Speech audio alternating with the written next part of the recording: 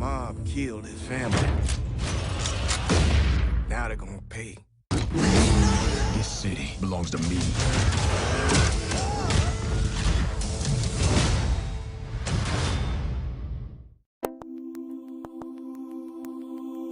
Welcome back to the GameSpot stage here at E3 2016. Here to talk about Horizon Zero Dawn. We've got Herman and JB from Guerrilla Games. Guys, thank you so much for joining myself and Timur. What a fantastic showing you had at the Sony press conference. What was it like being able to show the game off to the world? You know, last year we showed that boss fight, and this year we wanted to go in and really just show the game the way it plays. Just it actually is a part of the game. It wasn't a demo, and that felt really, really good. Yeah, you really go into the nitty-gritty of like moment-to-moment gameplay instead of having this one big boss fight. I think a lot of questions after the debut were like, what is it beyond this amazing, massive, like also kind of looking scripted boss fight? But you obviously put to rest those questions, showing that there's like a massive open world. You know, you have all these options, and it was an excellent view. Like, it was one of my highlights of the press conference for sure. Thank you. Thank you. You like this man? Yeah. We're already getting questions in from the chat. People are asking. Let's start with things like, are all the robots, all the AIs, are they all hostile? So no, they're not all hostile. There are more docile machines. So for example, the broadheads that you saw, which are the bull-like creatures, they don't necessarily attack on sight. If you poke them with a stick, they will surely come after you. But generally they're kind of docile, but the bigger ones, especially the sort of more predatorial looking ones, they will attack on sight and they're very dangerous. From a narrative perspective, I know the story we have is kind of rediscovering what happened to humanity. But is there ever an exploration of your impact on the machine animals? Because like, you see these animals, and although they're machines, you still kind of sympathize with them when you're taking these docile animals and kind of killing them or like subverting what they're supposed to be doing. Is there an exploration like of your responsibility to nature around you, even if it is kind of disconnected because it's machine? You know, it was funny. Sony made this Watcher suit. Watcher is the little one that you first encounter, pretty much. And they did a behind the scenes thing. So JB and I walk in, and the first thing you want to do is pet it. It was like an ET moment. You want to touch it and be gentle with it. Yeah, I mean, we have this tendency these days to kind of treat like machines, for example BB-8, as if with the same kind of love that we would for like a kitten or something like that. Exactly. So like, it's kind of seeing the kind of the broad, what are they called, Broadheads. But yeah, when you kind of take over it and kind of mount it and that kind of thing, I was like, oh man, that sucks. Like, I hope that thing's gonna be all right. And when you're I mean, there's a few hostile enemies, which is fine, but like, there's a few docile enemies that you kind of trap and kind of you scavenge and use for resources that were kind of pulling at my heartstrings, even though I didn't expect it. Which is really interesting. Aloy is very respectful of nature and of the machines, so she doesn't feel like she's just killing them for killing's sake. She's after the resources. She needs it. Right? It's a function. She's a huntress, but in a way that respects the prey. One of the things I really appreciated was when you were attacking an enemy, she kind of, you hear her speaking and saying like, I really need the resources before she starts doing that. Is that something that happens like throughout the game? Is she always narrating it? So there is a certain amount of self-talk to also basically bring the story across, but for the demo purposes, of course, there was a little bit of extra talk there to also explain what was going on. Okay. I noticed there's conversation options. Is there kind of, do they affect how the game plays out, or is it a major difference, or is it just kind of more of a slight change? More like slight changes, more like talking to people in real life. You're not changing the world by having a conversation. But there are life and death situations basically that you can impact by via dialogue. The main thing that we want to do with the dialogue is that it's a form of exploration. You're exploring the world via dialogue, and you're exploring Aloy as a character and the other characters around you as well. Right. You can pick up quests and side quests in the dialogue as well. Okay. Stepping back a bit, like, you guys are like one of the most exciting things about it, and I think the reason why people like took to it so quickly was because you guys are known as the Killzone studio, the first-person shooter studio. This is so far different from what we expected from you guys. Like, maybe everyone was thinking we'll get a different type of shooter from Guerrilla. This is such a pivot for you guys. When did you come up with this, and how confident were you that you could pull this off going into it? Was it a case of like learning as you go along, or were you kind of like confident that you had the skill set to create an open-world action game? A bit of everything there. We started after we completed Killzone 3. That was in 2011. It's been a long project. We've been working on this for quite a while. And obviously we're building on what we learned in Killzone. There's the tactical combat there. There's obviously the creating of gorgeous worlds, that's what we're after. But at the same time, it is our first open world game. It's our first world that has quests in it. So we did hire some very bespoke teams. We hired a writing team with experience in this genre, quest designers, and all of that is new to the studio. Right. In terms of, sorry. One of the interesting things coming from first-person shooters and understanding combat really deeply and combat spaces really deeply sort of helps us to also deliver a new experience to the RPG genre. And how deep is the RPG genre? I mean, I've seen interview footage, like, there's damage counts and stuff like that. How deep does that go? So it's not very heavily stats based. It's not basically that every plus minus on your weapons basically really matters. It's more broader strokes. But the real RPG element is more in the character progression. So being able to build her up, there's a skill tree there, there's dialogue options of course. There's a lot basically to do with your character in this world.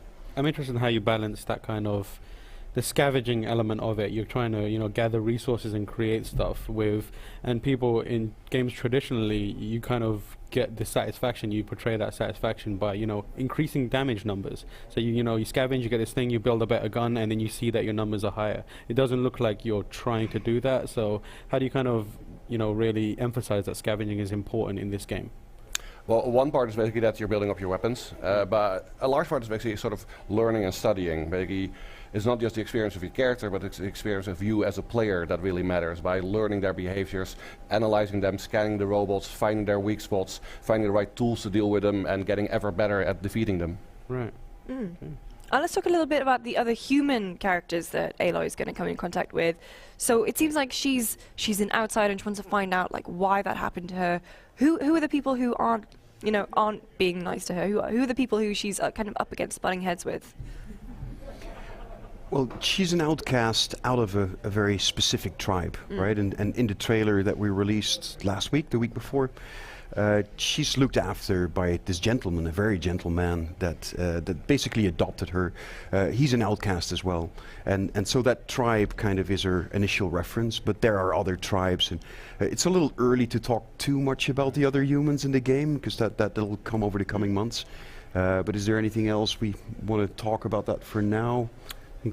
I think because she is an outcast, she's not necessarily that culturally embedded in the Nora tribe where she was raised. So that sort of makes her more of an explorer, somebody basically that has a different point of view and is willing to accept different points of view in the rest of the world as well. And I would add that she, there's a lot of myth and legend and lore within these tribes, and we're just talking about the dialogue system. Through exploring that, you find out that she's very much a practical person. She challenges those myths that are out there, and she's very practical. She's down to earth, and so she's kind of in the tribe, but kind of outside too. You do play as her, as a separate person. How long has she been kind of outcast and separated from the tribe? Because I'm wondering, is she from birth? Okay, so exploring the world, she's almost discovering it in terms of the different cultures in the same way that the player is, right? Yeah, the Nora tribe itself, where she was raised, is a little bit of an isolationist tribe. They don't really venture out, they don't talk to other tribes, they have their own culture, they have their own religion. So, first of all, leaving the tribe and then going outside it, basically, she gets different points of views. And also, there's, of course, a lot of legends and myths about how the world came to be like this, and every tribe has their take on it, and some of them are complete crap. Others basically might have a hint of truth of them. So basically, looking through that and talking to people and exploring it, you get to learn a little bit about how this world fits together. There's also the mention of demons. Yes. What is that all about? So it seems like you've got so many warring factions here. How do the demons fit? You see the machines in the game, they're animalistic looking, right? They're all inspired by some animals, except for that corruptor that you see on the screen right now. And Aloy actually doesn't know machines like that. She encounters them, but she's unfamiliar with them. And these are the corruptors. They're kind of old world machines that are unknown to her. Okay. So, I mean, in terms of the world itself, in the trailers, there was a civilization that came before that maybe got too great, collapsed in on itself, and now nature's taking the world back. Is it definitely kind of like based on humanity as it is right now? Is it an alternate kind of world dimension? No, it is humanity, right? It is humanity. Yeah. It is us. Where exactly this is, we were not really revealing yet. Although the internet basically has made some good guesses. some screen, like frame by frame, The maybe some internet references. also makes a lot of guesses. Yeah, right? they make a There's lot of always a good guess out there, right? It must be great to see that happening, though, even if it's kind of off base, to see that you've clearly thought or created this world that is resonating enough for people to want to stop and look at it frame by frame, especially as, you know, working on art and that kind of stuff. That must be like super satisfying to you. Oh yeah, it's really fun. Basically, just going through the forums and basically people analyzing it one by frame, and then sometimes getting it right and often getting it completely wrong. But it's fun, basically seeing their theories. Question from the chat, they're asking, are we going to be able to visit any of the cities, like the broken down cities from before, or is it all going to be wilderness-based gameplay? It's a seamless open world game. You can go anywhere. You can go to the mountaintops, you can go to the rivers, you can explore the cities, the villages, the settlements, interior spaces, Wow. everything. Very impressive. And in terms of like building a world outside of the game, have you thought about that? Whether you want to explore it in stuff like comics or like you know, books, novels. That's the kind of thing that everyone's doing now. Everyone with a world wants to exploit the world and build it with it outside of it. So we're very focused on finishing this one and making it really good first, and then basically I'm sure basically we'll explore lots of different ways of doing things with this universe. Okay. But it's a great idea. We'll take it back to the studio. Awesome. Yeah, tell everyone. I'm down for some comics. Well, Sam is a big comic Yeah, I'm a reader. big comic dude, so I'm always looking forward to it. And multiplayer, like, have you thought about it? Yeah, I mean, Killzone had perhaps overlooked multiplayer. Like, it had an amazing few modes, like, and more people should probably have borrowed from some of them. But have you thought about maybe bringing some more multiplayer stuff to this? we think about a lot of different things, but Right. we've decided very clearly that Horizon Zero Dawn is going to be a single-player game. Right. So I'm going to stick with that. And that's, it is already a new IP for us. It's in a new genre. There's so much newness that a studio should take on before Yeah. blowing itself up. So we decided to just keep it at single player for now. In terms of the creature design, obviously, very heavily influenced by real-life creatures. What kind of artistic liberties can you take with them? Can you sort of see creatures in real life and think, well, if I'm making a robot version, I might do this or add this? Yeah, whether there's sort of big, there's of course requirements from the designers what they want to see, and in some cases they come up with really outrageous ideas. Sometimes that works, sometimes it doesn't. What's been the craziest thing that someone said no to? I don't think basically we've said no to anything yet. Very tricky. We had to basically let a couple of them go. Basically, they were a little bit too ambitious, but basically we've got a very good selection of the current machines in the game.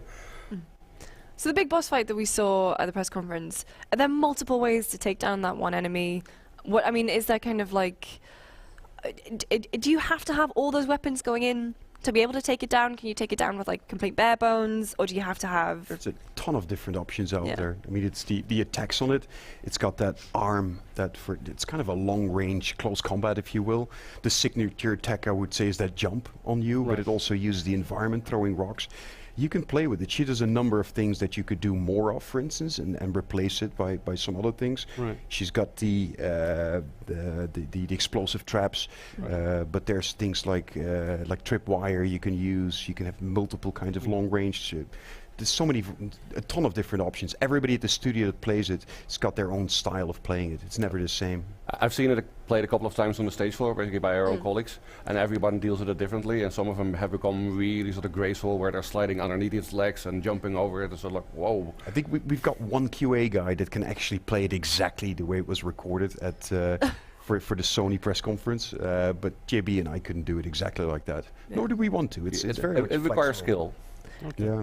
The Dishonored guys say that when they've been playtesting and seeing people play, people have come up with unexpected things that they didn't anticipate with all the systems working together. Have you guys encountered that at all? Emergent game design. Wow.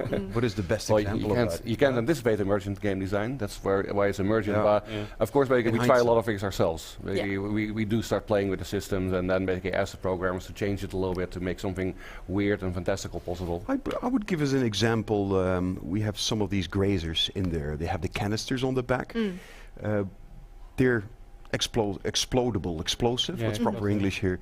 But now it's kind of become a running thing for us to get a herd together and shoot the guy in the middle, and then boom, boom, boom, they all go off. And that's not something that was designed as such, but it just But is it- one of the funnest thing to do right They now. just haven't. Well, guys, thank you so much. When can we get our hands on Horizon Zero Dawn? It's going to be out here in the US on the 28th of February next year. Wonderful. Thank you so much for joining us. And of course, for more coverage from this year's E3, make sure you keep your eyes peeled to GameSpot.com.